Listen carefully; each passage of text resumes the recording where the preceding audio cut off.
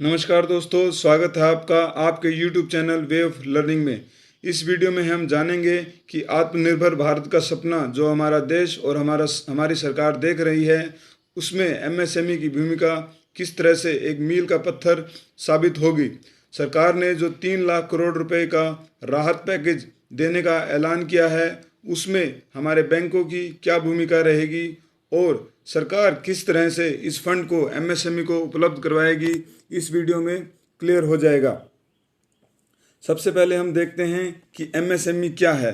MSME stand for micro small and medium enterprises.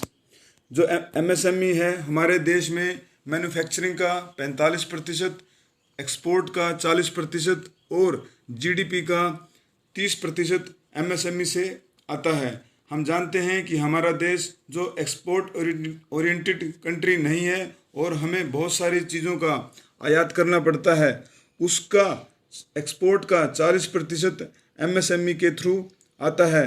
तो हम देख सकते हैं कि किस तरह से MSME हमारे एक्सपोर्ट को बढ़ाने के लिए सहायक है और रोज़गार के मामले में भी MSME पीछे नहीं है। बहुत सारे लोगों को इस MSME के थ्रू रोज़गार मिलता है।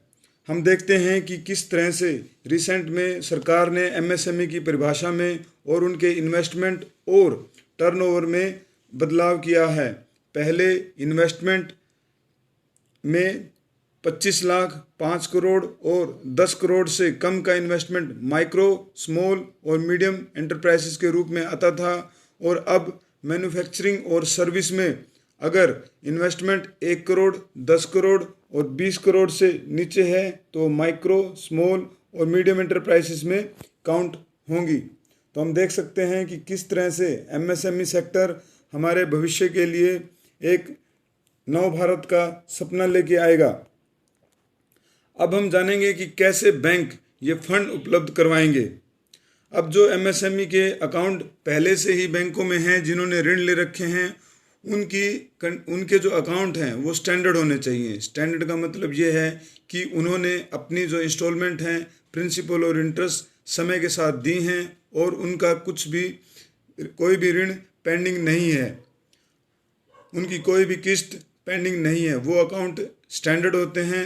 अकाउंटों की कई और भी कैटेगरी हैं, जैसे NPA, सब स्टैंडर्ड, डाउटफुल, लॉस आदि अकाउंट होते हैं। जबकि जो अकाउंट ठीक से चल रहे हैं, जिनमें इंस्टॉलमेंट और इंटरेस्ट समय से आ रहा है, तो वो अकाउंट स्टैंडर्ड माने जाते हैं। सरकारी बैंक उन्हें 12 महीने का एक मोरेटोरियम पीरियड देंगे, जिनमें उन्हें प्रिंसिपल और इंटरेस्ट पे करने की ज़रूरत नहीं है। 12 महीने के बाद ही उन्हें इंटरेस्ट और प्रिंसिपल इंस्टॉलमेंट के रूप में अदा करना पड़ेगा। जो MSME जिनका आउटस्टैंडिंग क्रेडिट 25 करोड़ है और टर्नओवर 100 करोड़ है, तो उन्हें कितना % ऋण मिलेगा। अब जिनके अकाउंट स्टैंडर्ड हैं और 25 करोड़ का आउटस्टैंडिंग क्रेडिट है, जो आउटस्टैंडिंग क्रेडिट है उसका 20% उन्हें ऋण उपलब्ध करवाया जाएगा। अब क्या बैंक इस स्थिति में बाहर आएंगे कि वो MSME को ऋण प्रदान कर सकें, क्योंकि हम जानते हैं कि हमारे बैंक NPA से पहले से ही जूझ रहे हैं और 3 लाख करोड़ रुपए का ऋण उपलब्ध करवाना बैंकों के लिए इतना आसान काम नहीं है। लेकिन जो सरकार ने गारंटी दी है कि अगर कोई ऋण भविष्य में NPA हो जाता है या उनकी प्रिंसिपल और इंटरेस्ट नहीं आता है, इंस्टॉलमेंट नहीं आती है, तो सरकार उन्हें गारंटी देगी कि वो इस ऋण को चुकाएगी।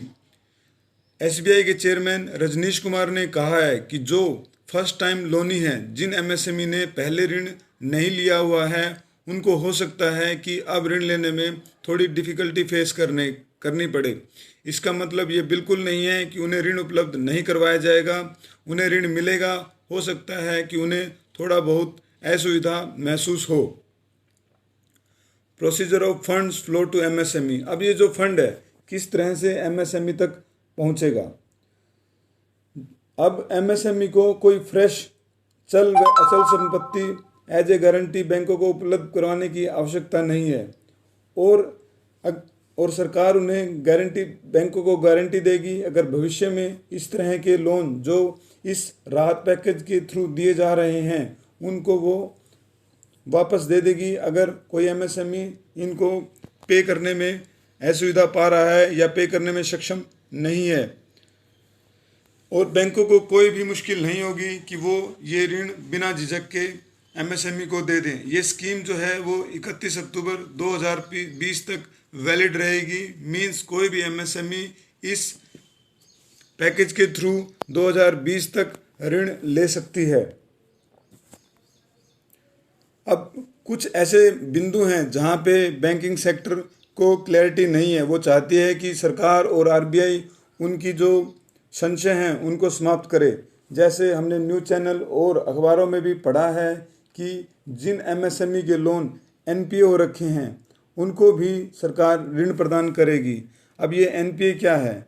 NPA means non performing asset. जिन एमएसएमई की इंस्टॉलमेंट 3 महीने से नहीं आ रही है तो वो लोन एनपीए में चले जाते हैं। अब ऐसे एमएसएमई को कैसे ऋण प्रदान किया जाएगा? सरकार का कहना है कि जो 20,000 करोड़ रुपए दिए जाएंगे वो एज ए सबॉर्डिनेट डेट के रूप में दिए जाएंगे, जिसमें कि अब सबॉर्डिनेट डेट क्या होता है? सबॉर्डिनेट डेट वो डेट होता है, मान लो किसी व्यक्ति ने 4 व्यक्तियों से कोई ऋण ले रखा है और अब वो 5वें व्यक्ति के पास जाता है कि मुझे ऋण उपलब्ध करवा दिया जाए एज ए सबॉर्डिनेट डेट।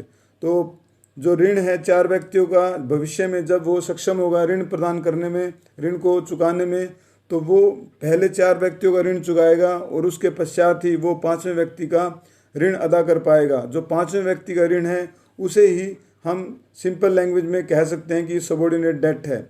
अब ये बैंकों का ये कहना है कि ये सबॉर्डिनेट डेट किस तरह से एमएसएमई को मिलेगा।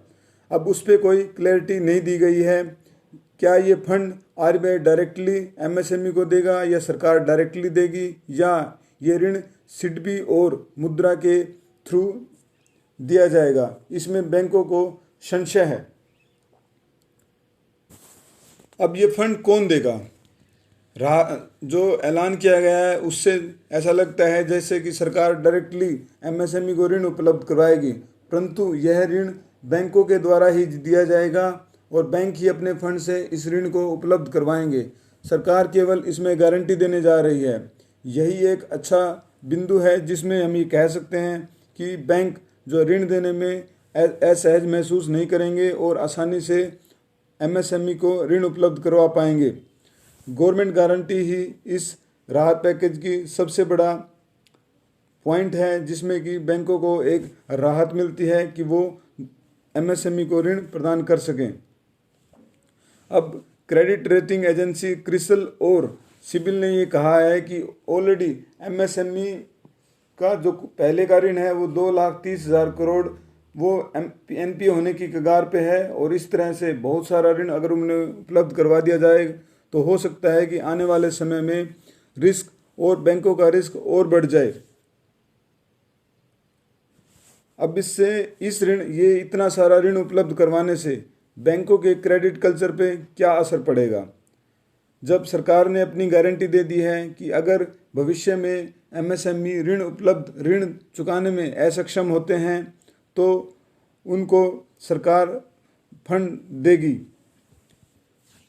इससे क्या होगा कि बैंक जो है वो ऋण देने में लीनियंट हो जाएंगे, वो ज़्यादा क्रेडिट असेसमेंट नहीं करेंगे और जो 12 महीने का मोरेटोरियम पीरियड दिया हुआ है उससे भी हो सकता है कि भविष्य में एनपीए बढ़ जाएं, क्योंकि जो ऋण उपलब्ध करवाया गया है उनको वो 3 महीने में असेसमेंट नहीं कर सकते, क्योंकि 12 महीने तक उन्हें कोई भी प्रिंसिपल और इंटरेस्ट पे करने की आवश्यकता नहीं है।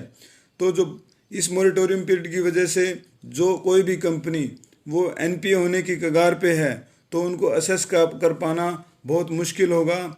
तो इससे क्रेडिट कल्चर पर इफ़ेक्ट पड़ेगा।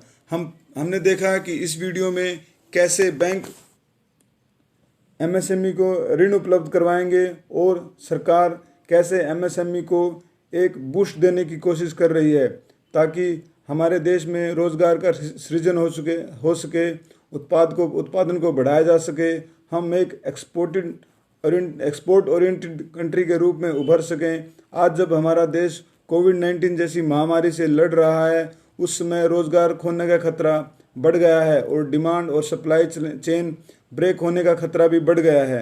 इस आपूर्ति को बढ़ाने के लिए, डिमांड एंड सप्लाई की चेन को कायम रखने के लिए एमएसएमई एक वरदान साबित हो सकता है। आपको ये वीडियो कैसा लगा, आप ये हमें ज़रूर बताएं। इस लाइक करें, कमेंट करें और शेयर करें और इस चैनल को सब्सक्राइब करना न भूलें।